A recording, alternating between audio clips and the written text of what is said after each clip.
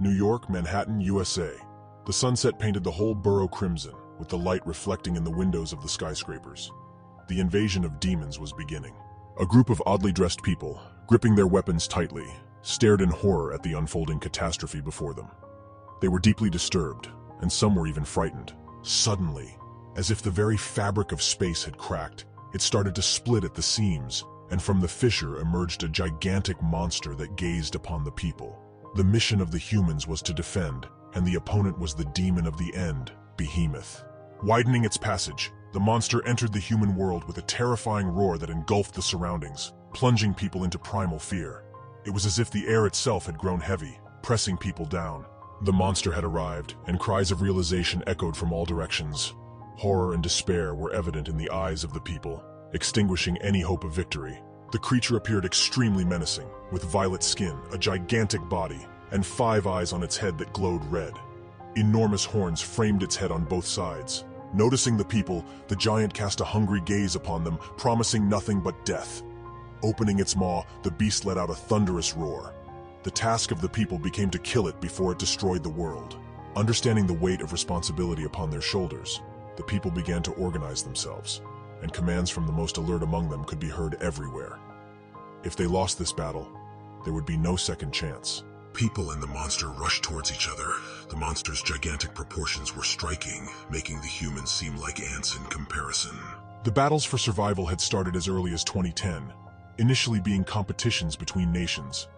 However, everything changed in 2022, as battles against various extraterrestrial creatures began, and the Earthlings representing humanity began to lose. By 2023, only 10 countries remained on the planet that managed to survive the invasion of creatures, thus bringing Earth closer to total defeat in this never-ending battle. Within the jaws of the gigantic monster, a menacing sphere began to form, seemingly woven from dark energy and black lightning. The attack promised to be truly deadly. Finally gathering enough energy, the giant released a blast towards the humans. The beam that erupted from the monster's maw incinerated everything in its path. But then, an unknown man appeared in the air above the demon. He had dark hair and wore a worn shirt with sleeves rolled up to his elbows, along with brown pants. His intense gaze from gray eyes fell upon the monster, promising it a terrifying punishment and a death in agony for what it had done to his comrades. His face showed nothing but utmost concentration. The giant, noticing the strange figure in the air, immediately directed its deadly beam right at the man. Due to the flash, it wasn't clear what had happened to the man who had bravely approached the giant. However, in the next moment, it became evident that he was fine, especially since the man had already prepared to attack the monster with his bare hands. With each passing moment, he moved closer to the monster, emanating a deadly aura. Flying within striking distance, the unknown man struck with his fist as if he had shot it from a cannon, and his hand literally blurred from the speed of the attack. The other people standing around could only watch, unable to fathom this duel. At the moment of impact, they were engulfed by the shockwave that had formed. One of the people closed their eyes due to the air currents generated by the incredible force of the strike, which, despite the distance, still reached them. Losing his balance and falling on his rear, the guy opened his eyes wide, unable to believe what he was seeing. Next to him, a portion of the giant was visible, having crushed the asphalt beneath it. On the colossal remains of the demon's corpse stood a man who had previously engaged in battle with this monster, having dealt a blow that was as dreadful as the monster itself. The man who had defeated the giant was missing his left arm, and in its place, dark violet energy sparked. Could this be the power of a holy warrior? After all, he single-handedly defeated that monster. Suddenly, the man who had vanquished the monster was drawn to a voice that seemed to come from above. Surprisingly, the absence of his limb didn't seem to bother him. He simply looked up pensively. On the rooftop of one of the skyscrapers, a group of people was visible, one of whom had been speaking earlier. He solemnly announced that their beloved country, America, had once again emerged victorious in battle. The stranger's voice asserted that this historical moment would be remembered by all citizens of the country, his tone never diminishing in its solemnity. And he himself would not forget, the first leader of America's Guild, the #1 player in the world, Baron Williams. He was a solidly built middle-aged man with light hair and a beard. Suddenly, a fair-haired girl in a robe and wielding a staff leaped from the rooftop of a building. She seemed to be some kind of priestess. She hurried toward the man who, as it turned out, was named Jihan. The people on the rooftop became concerned about the priestess, as the energy of the demon's aftermath was still raging below and could harm her. However, the guild leader let her go, believing that she could take care of herself. As the guild leader surveyed the demon's corpse, he once again confirmed its power, as the energy emanating from its remains had incapacitated a large portion of the players present on the battlefield. What must the energy have been when the monster was alive? Examining Jihan's condition more closely, Sophia, the priestess and the third-ranked player globally, grew more concerned. His hand didn't look good, or more accurately, it wasn't there at all. Sophia, the priestess, approached even closer and examined the damage more carefully. She was horrified because it didn't seem like his left hand was truly gone. Deciding not to delay any longer, Sophia began casting a regeneration spell, which, judging by Jihan's expression, was quite painful. However, he endured it for the sake of his hand. Sophia explained to him that it would be very painful due to the negative energy of the demon that had seeped into the wound, poisoning Jihan's body. But she was determined to see it through and restore his hand. With a slight grimace, Jihan endured, enveloped in a green glow. He showed almost no signs of pain. He was truly like a rock, not a human. Suddenly he noticed a golden glow that couldn't have been caused by the healing spell. Glancing downward, Jihan spotted something interesting. At the same time, on the rooftop, the guild members also noticed the glow. One of the subordinates drew their master's attention to the source. In the golden radiance, a chest with rewards for defeating the boss appeared. For such a powerful opponent, one could expect something truly valuable and potent. Suddenly, a voice demanded that both of them step away from the chest. The audacity of the guild. They were about to take what Jihan had rightfully earned, even in his wounded state. Guild members began to surround Jihan, and their leader Baron announced that he would be in charge of dividing the reward, although he had done nothing in the entire battle in which Jihan fought. Other players who weren't part of the guild were very dissatisfied, but there was nothing they could do about it.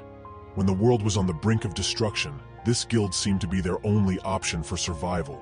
Baron levitated towards the chest, which continued to emit a steady golden glow.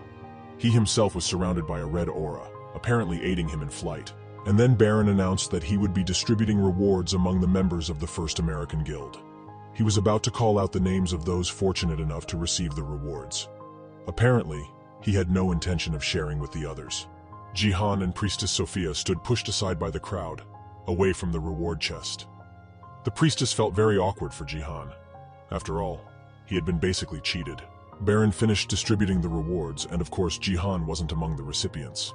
The priestess looked quite outraged, even attempting to inquire about the reasoning behind such a decision. Jihan, on the other hand, was indifferent. He merely closed his eyes, his expression unchanged. A rock, not a man. The priestess continued her attempt to rectify the situation, for it was Jihan who had single-handedly killed the monster, and that monster could have destroyed their world. The priestess persisted in confronting Baron, questioning why he didn't give Jihan the reward. But the guild leader's expression remained just as impartial. "Why?" he repeated. "It was because Jihan wasn't an American." Baron's injustice was not only in his greed, but also, as it turned out, in his xenophobia. This looked even worse, given the situation in a world where every person was precious. Yet here he was, calling Jihan nothing more than a useful dog. But the guild leader didn't stop there. He continued, claiming that even if Jihan obtained citizenship, it didn't make him a real American. Baron's malevolence wasn't just in his greed. It was also in his xenophobia, which appeared even worse considering the state of the world, where every human being was valuable.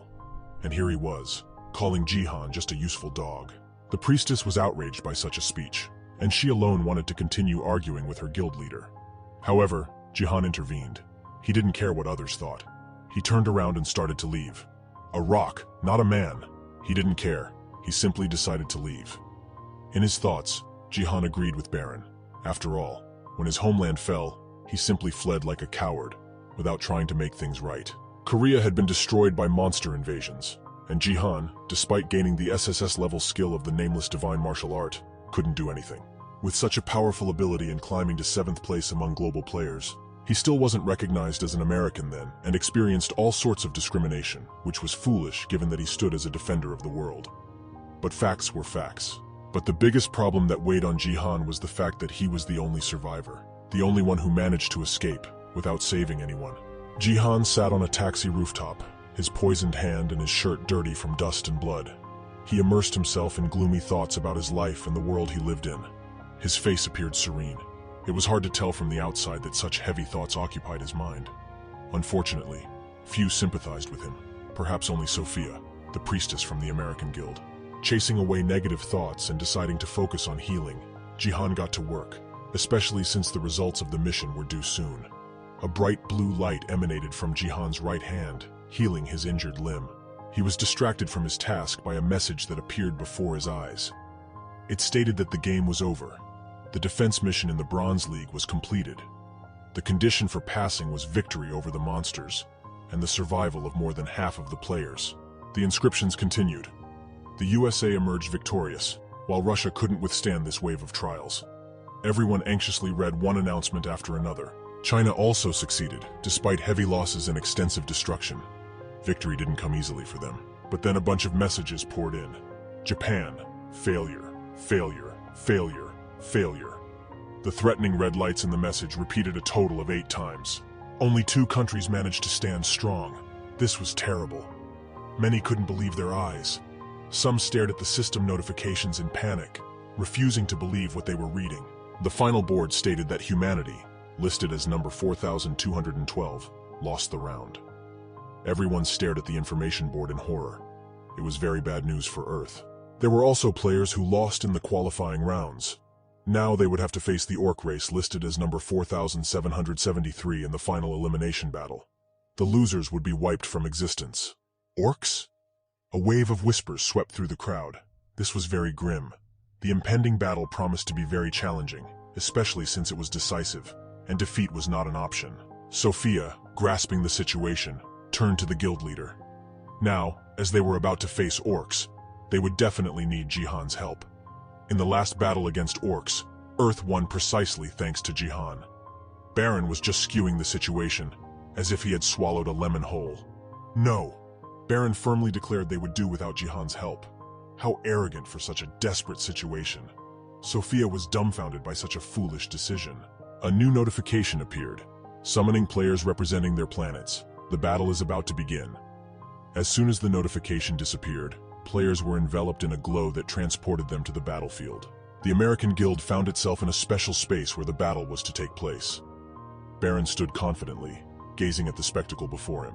His piercing blue eyes fixed on a single point. If he could kill with his gaze, all enemies would have perished long ago. Baron exuded an incredible amount of self-assurance.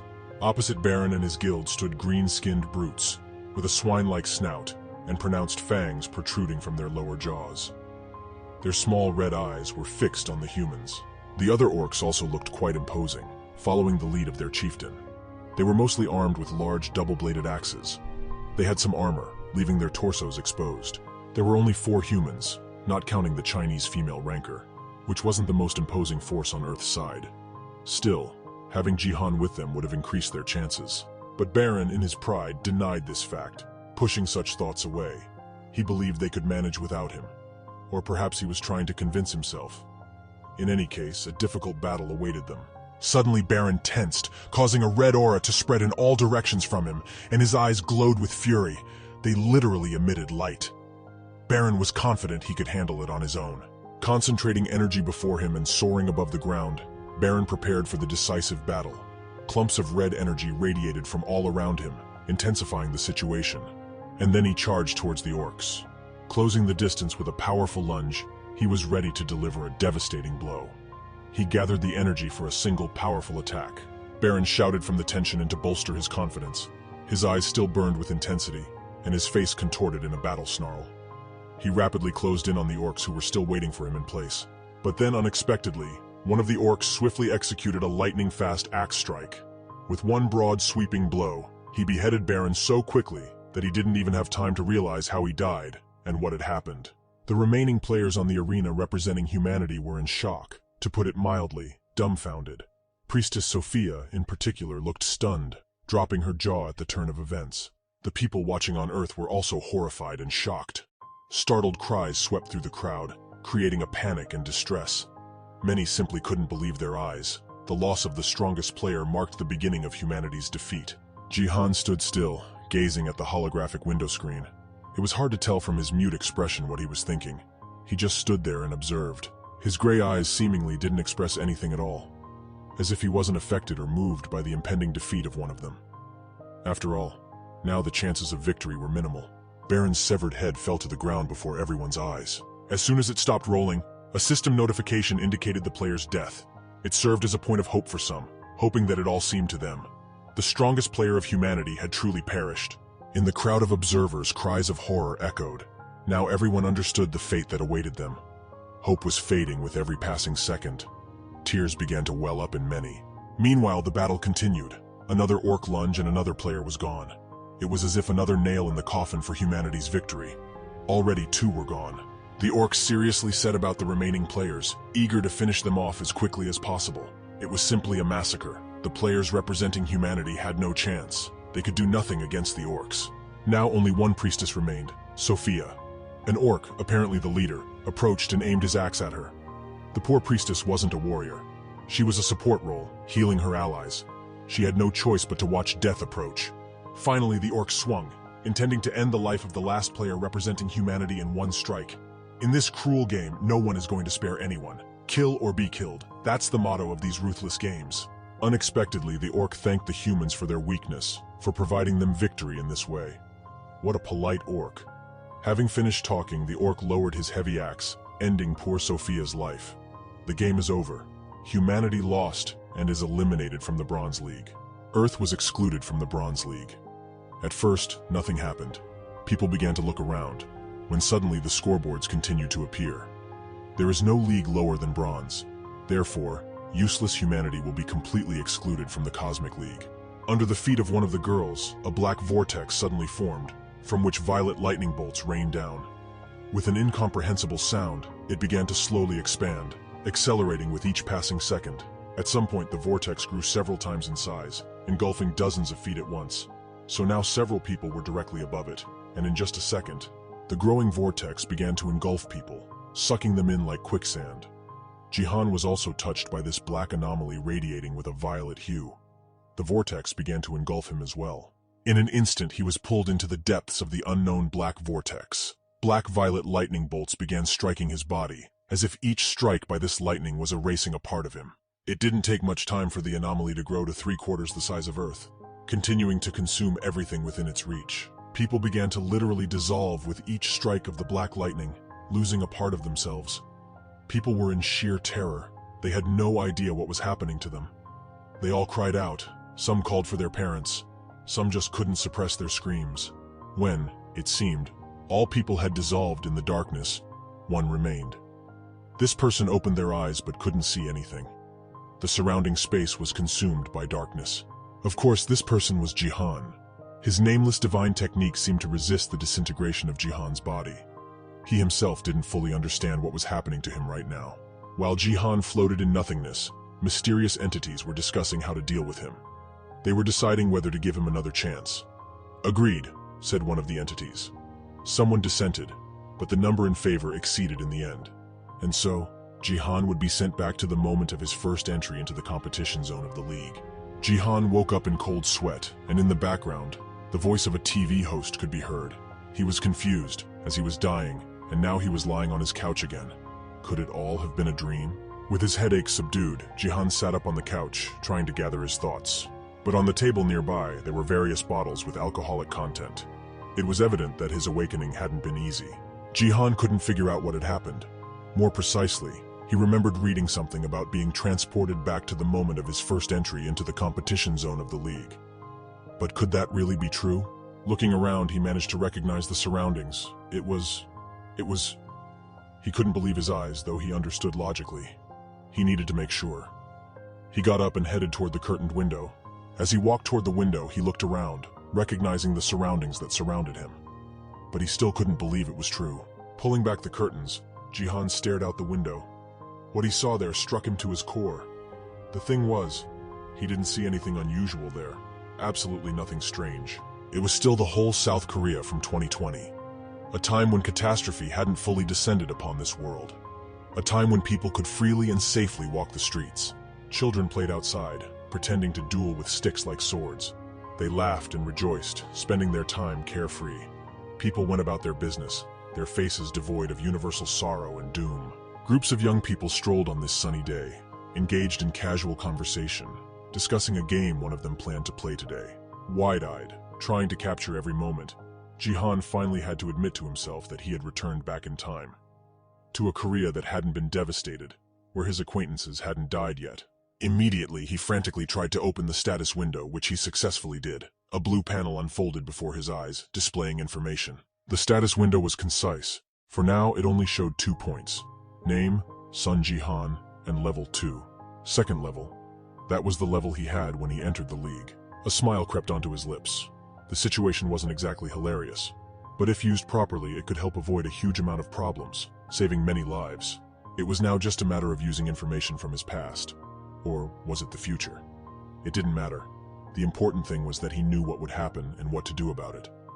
The rest were just details. Clenching his fist, Jihan finally confirmed that he could change the future, that he was capable of it. Gazing at a family portrait, Jihan realized that he wouldn't just change something, he would definitely do it. He could protect everyone this time, and no one would die. Closing his eyes, Jihan promised himself that he would be different now, that he wouldn't repeat past mistakes, because he had seen the end of the game, and he clearly didn't like it. If Jihan's ability had saved him, then the others simply dissolved, and that wasn't a pleasant feeling. In 2020, when Korea was holding its position confidently, a match was taking place against China. A massive stadium had gathered to witness the battles from the front rows. 11 players from the world's top ranks had gathered to compete and determine the best among them. But one of these 11 was defending the third place for Korea. Swift as lightning, a two-handed swordsman whose strength lay in his speed. He could deal with an impressive number of opponents in an instant. The reason Korea stood strong was Yoon Se-jin, nicknamed the Sword King. This guy was exceptional when it came to everything related to swords. Thanks to his abilities, one of the best warriors, Korea always managed to reclaim its positions and held its ground in the Northeast Asian region. He was the pride and treasure of Korea. At least until a certain point, Se-jin decided to change his name and move to Japan, changing his citizenship and no longer being a Korean player. It was a strong blow to their national team. So, in 2020, he joined the Japanese Self-Defense Forces and no longer had any connection to Korea. And the blow to the Korean team wasn't something they could fully recover from. And now, Jihan found himself in that exact moment in the past, back when the Sword King was giving his interview about moving to another country. Needless to say, many didn't like it. Some even considered him a traitor. Jihan was really irritated by his face, and after he left, Korea descended into chaos.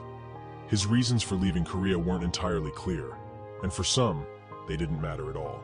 The news continued. The host repeated, as if for the disbelieving, that the Sword King had indeed left Korea, moved to Japan, and taken a new name. Until then, Korea had maintained high rankings thanks to its Sword King, but now it had begun to consistently lose ground. The hosts expressed hope that Korea wouldn't drop below the top 20. They seemed quite pleased voicing these predictions, although in reality, it wasn't a good sign. Jihan turned off the TV, not wanting to hear more of it, thinking to himself that it was no wonder they had fallen to the bottom with such negative thoughts. Hopefully, they wouldn't drop out of the top 20. He thought these competitions had become too brutal. While they were away into the league, they were still competitions that had turned into something wild. If at first, all of this seemed like some kind of game, over the course of a year, it had turned into a survival race. Kill, or be killed. When someone died in the game, they died in the real world too. If someone lost in the games, bloodthirsty monsters would start appearing in their worlds, destroying everything in their path. In such cases, a one-sided massacre occurred.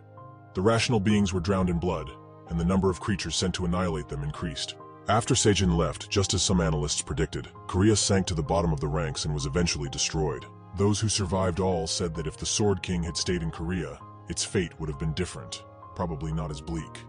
But unfortunately, things had turned out the way they had. This all goes to show how strong, important, and influential the Sword King Se-jin was. His departure essentially destroyed his own country, albeit indirectly, not directly. Se-jin was Jihan's half-brother. Their joint portrait still hung on the wall, and Jihan was staring at it now. He couldn't calm down.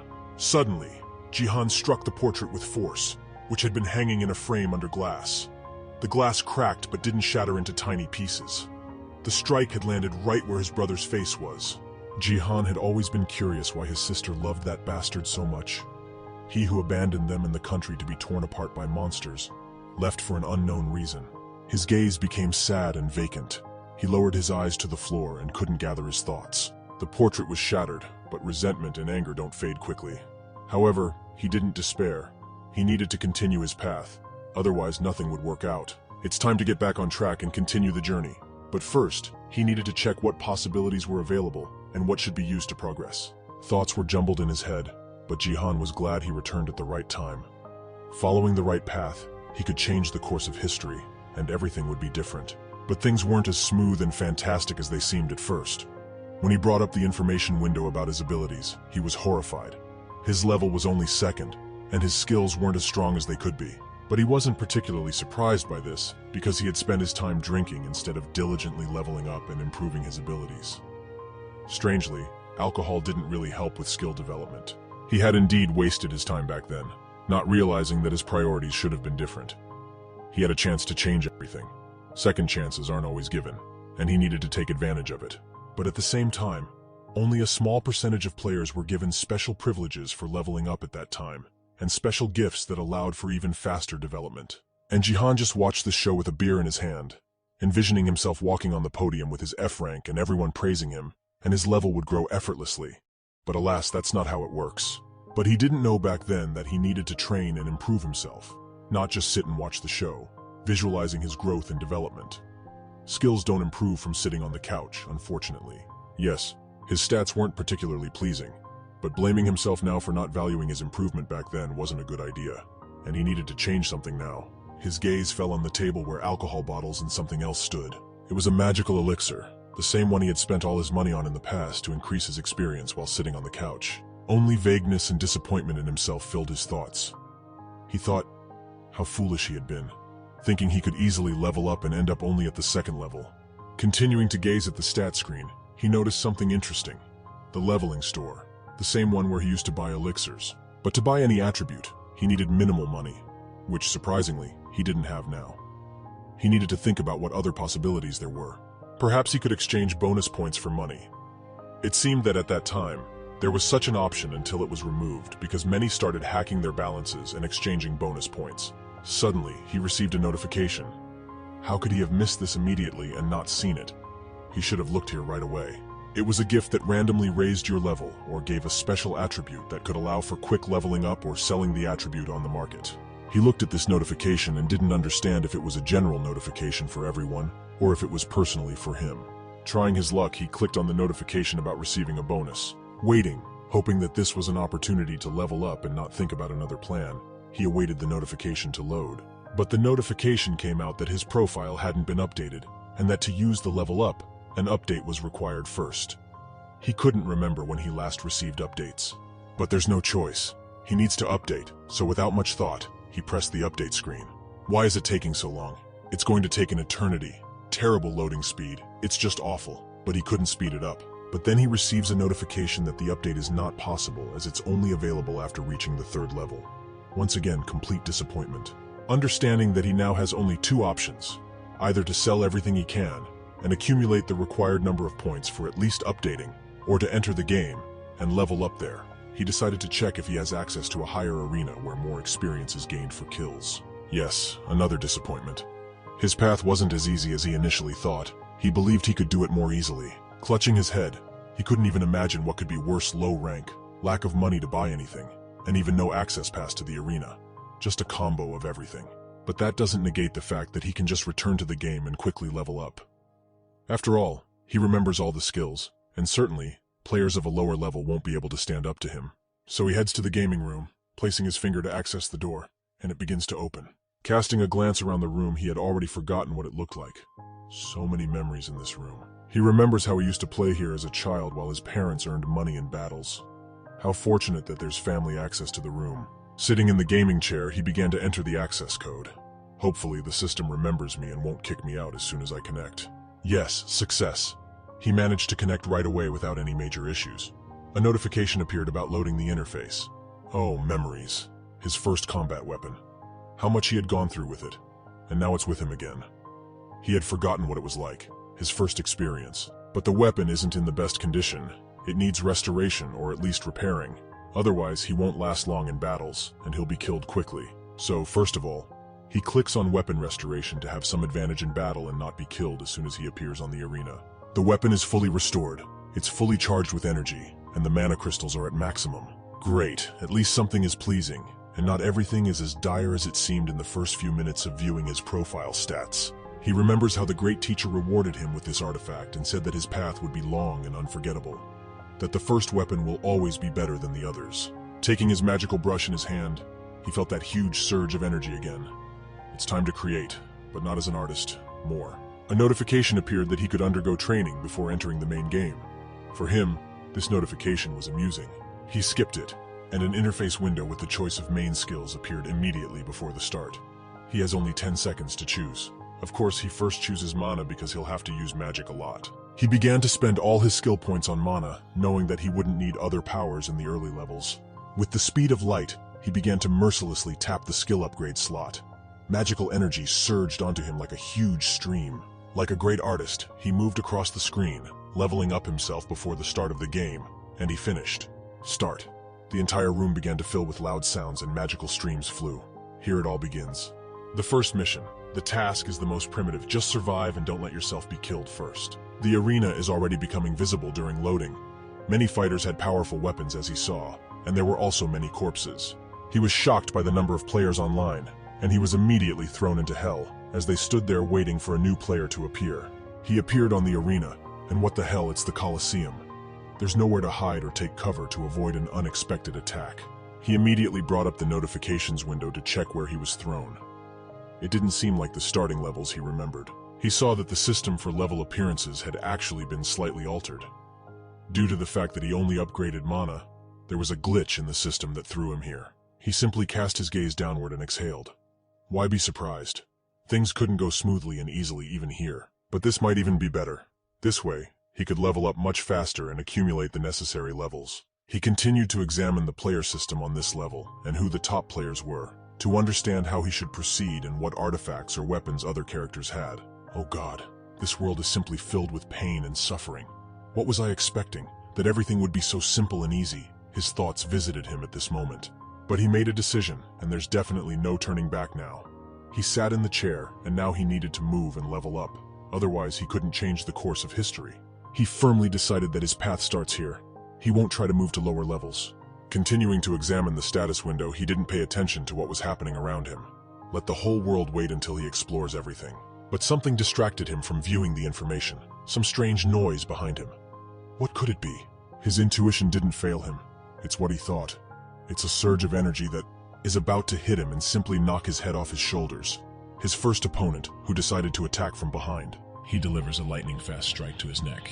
There's no limit to his joy. Such an easy victim who was just standing in the middle of the arena studying the status bar. But what? His gaze simply changes in another direction towards confusion and utter surprise. What the hell? Jihan simply stopped the sword blade with 2 fingers. This loser really thought he could easily earn level points by killing him. Jihan turned his head, and from his gaze it was clear he was going to say, "Well, hello there. Didn't expect this turn of events." Oh, this low-level guy just came to him to become the first victim. How splendid that he decided so. But let's step away from the sweet kill for a moment, and figure out what game this is, and who stands behind all of this. There are people called managers who handle the training of people for these battles. Fighters from all countries participate in the battles, under the common name, Online Battle. Players from any country have the right to participate in competitions and test themselves. The largest companies stand behind the creation of the system, investing millions of dollars in the development and creation of the best leveling and player development system. Everything can start from different parts of the game space, but the most special start is right from the arena. And that's exactly how, in this situation, the first victim who just attacked Jihan was thrown into this level. He wasn't very pleased either, but that's how the system distributed it. And now he must survive to proceed or die and have everything end. So he has only one path, actually. Fight and level up for a quick exit from the arena. Because it's here that he can level up quickly. Players appear frequently, allowing for quick kills. He gathers his strength and realizes that he will surely be able to quickly pass this damn arena. Otherwise it can't be. The idea to create an arena for a quick exit from the initial levels is attributed to a team whose emblem strongly resembles the Suzuki car brand. But no, there are no coincidences with the real world. And so, this poor guy appeared just at the moment when Johan did. He started pulling out his sword, and with a sharp look, he scanned the entire arena to find his first opponent and quickly complete this level. Yes, not much of a choice. Knights, mages, barbarians with some clowns and a flock of angry green pigs.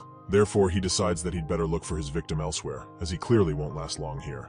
Moving away from the main group of characters, he starts looking around to see who might be on his level. But everyone around looks strong and unrealistically powered up. It seems that the path to quick leveling has ended before it even started. And then he sees Johann, who is just standing there studying his interface. This is just luck that smiled upon him. Taking the sword in his hands, he starts to approach him little by little. What a sweet victim, he thought at that moment. At first he thought it was some kind of nonsense. How can this person stand without any defense or protection, and also alone? This is just a gift, or maybe an error. Taking the sword cautiously with both hands, he starts to prepare for an attack. He won't even need much strength for this. It's an easy target. He adopts a comfortable position for striking, preparing for the attack. It's at this moment that Johann hears a strange noise behind him. Once again, for a moment, he thought that this first victim was too easy for him, and that he's very lucky. Little does he know what awaits him in a second. He starts running, all the while luring his sword for a strike at Johann, but alas, not today, right at this moment. Johann catches the sword with 2 fingers. This wannabe hero wasn't expecting such luck. Johann, an experienced fighter, simply catches the sword with 2 fingers and pushes it back. Clearly the guy didn't expect this, so he obviously couldn't maintain his balance. With all his might, he falls on his back.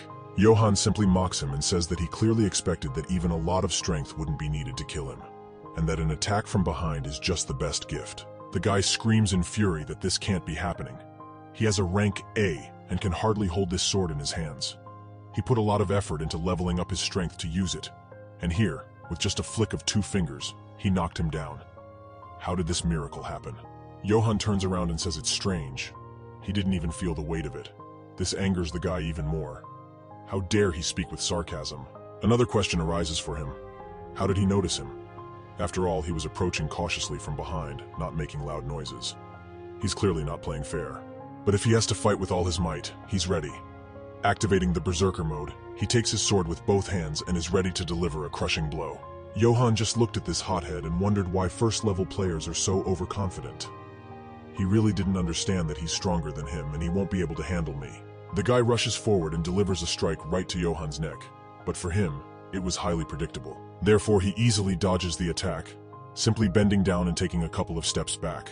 The guy doesn't waste a moment and changes his stance to deliver the next strike, swinging his sword. And once again, a failure.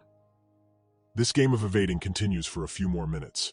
The guy keeps trying with all his might to land a hit on the agile Johann using his huge and heavy sword. At some point, these leaps have annoyed Johann. Besides, his opponent is already getting tired. It's just the second level and he's losing strength from all the dodging. So it's time to act. He's had enough of this game with this noob who can't distribute his strength and stick to any attack strategy. Now the game is taking a completely different turn, the one he has been waiting for. It's his time to attack.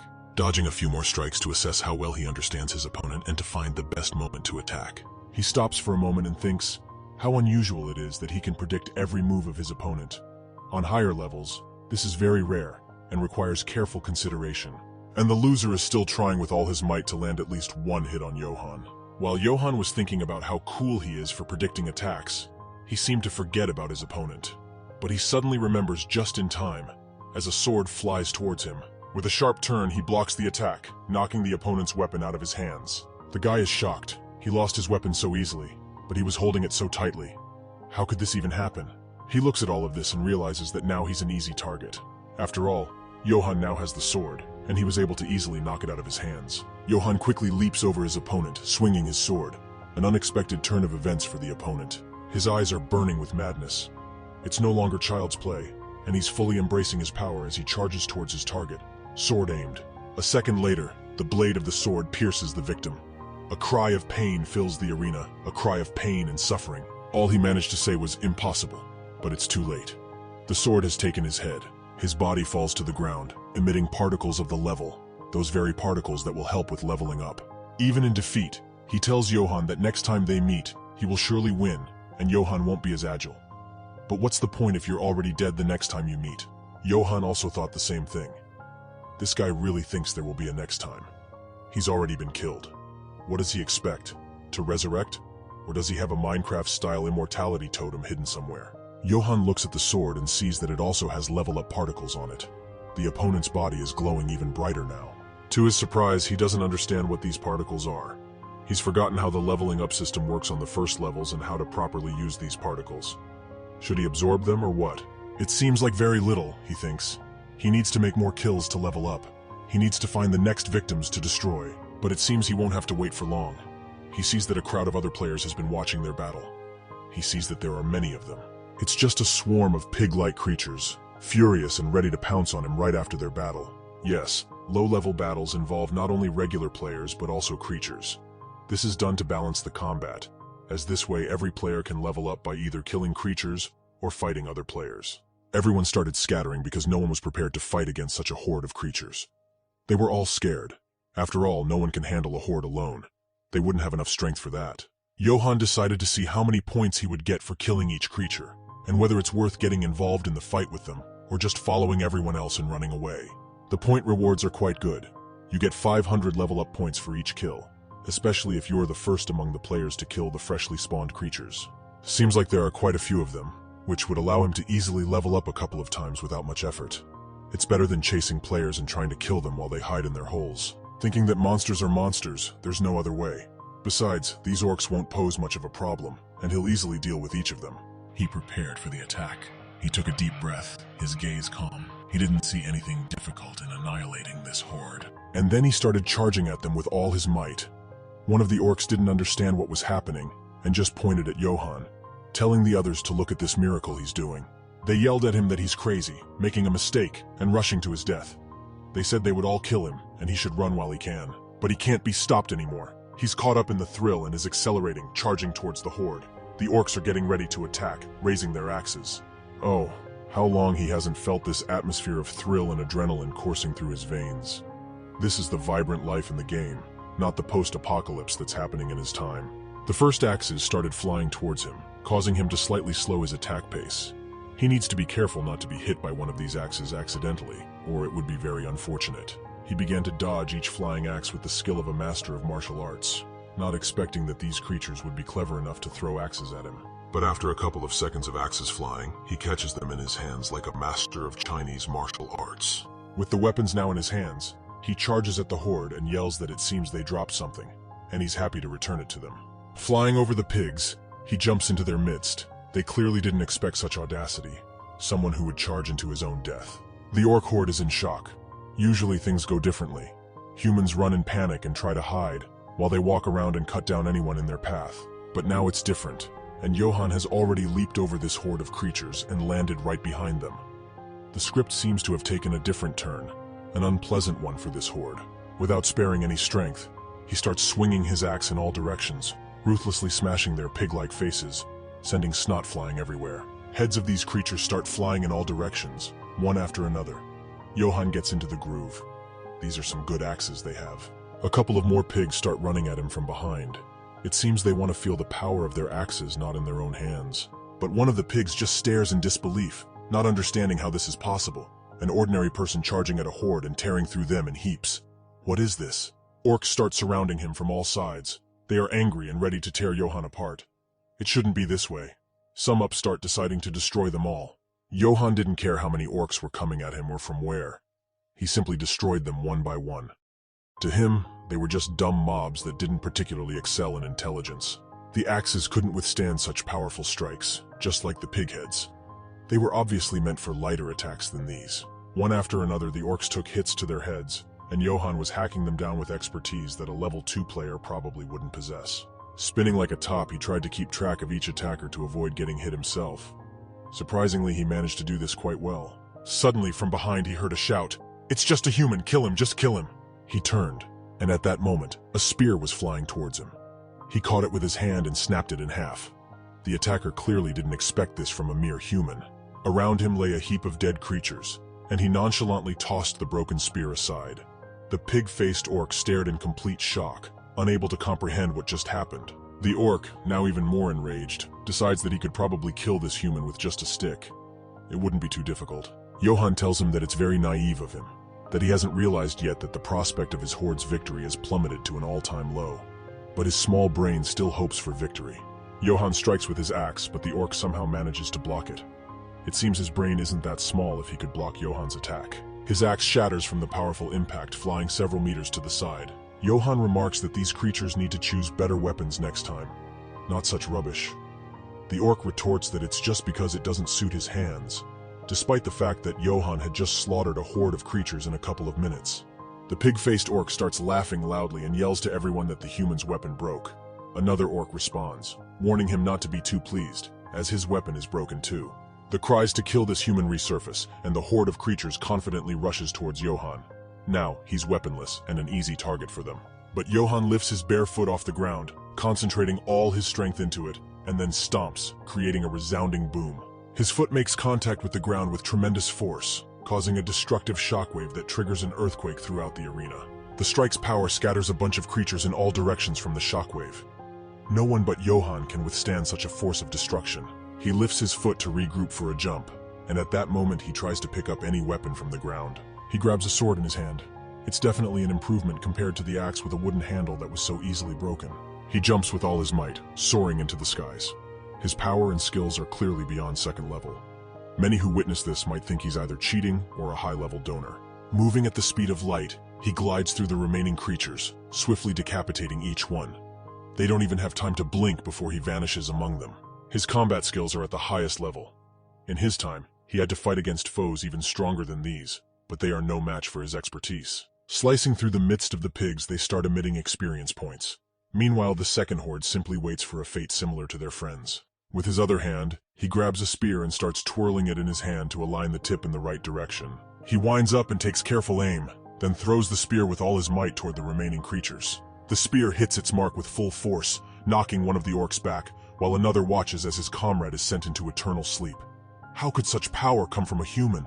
The spear was thrown with such strength that it pierces through one, then another, and a couple more orcs, passing through them like butter. They fall lifeless.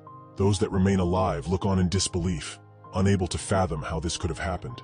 They didn't even have time to understand before they died. The realization seems to be setting in. Something is not right here. Just in time, one of the orcs starts shouting that Johann isn't a human. A human can't possess such strength. How is this even possible? But before he could finish his thought, Johann sends him into eternal sleep with a single blow, his powerful strike beheading the orc. It's over. Johann stops. Behind him lies a heap of slain creatures. He remarks that low-level creatures in large numbers are more akin to mid-level players.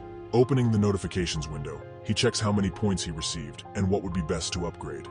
These battles drain his strength a bit. Great, he has a couple of upgrade points.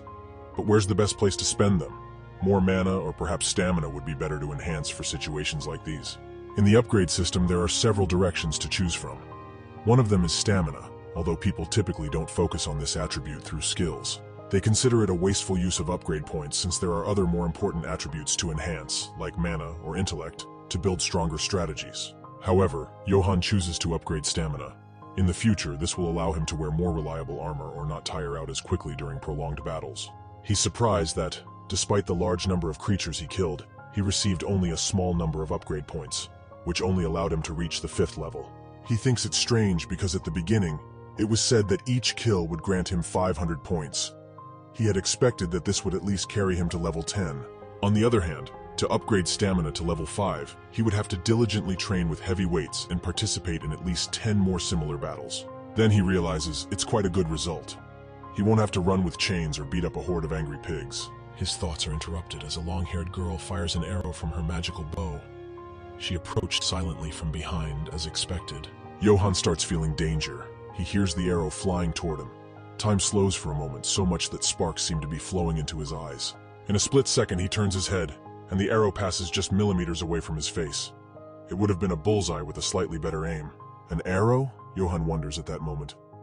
But from where? He had just killed all the creatures. Could someone have survived?